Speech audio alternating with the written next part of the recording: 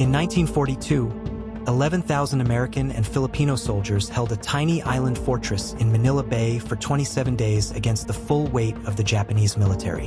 When it finally fell, what came next was worse than the battle. Corregidor was the last American position in the Philippines. Manila had already fallen. The Bataan Peninsula had just surrendered, 75,000 soldiers sent on a death march that killed thousands on the road. General Jonathan Wainwright was ordered by MacArthur to hold Corregidor to the last.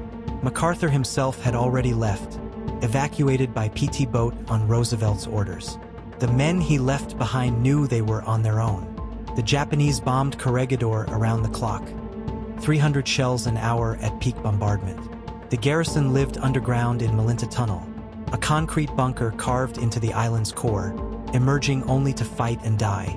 Japanese landing craft hit the beaches at night, waves of infantry fighting through the defensive guns in the dark. After 27 days of bombing, the garrison had almost nothing left to stop them with. Wainwright made the hardest decision of his life: surrender to prevent the massacre of his wounded. He broadcast the surrender himself, his voice breaking on the radio. He had held as long as any man could have.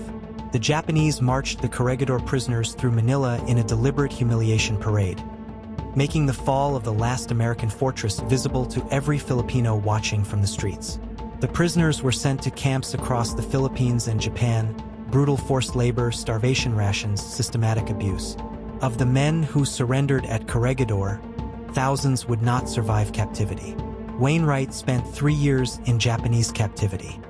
He was present at the Japanese surrender on the USS Missouri in 1945, standing beside MacArthur, gaunt and aged beyond his years, watching the war end that he had helped hold together from a tunnel in a rock. Corregidor fell because it was always going to fall, one island against an empire. What mattered was the 27 days it held, the men who held it, and the general who stayed until there was nothing left to stay for.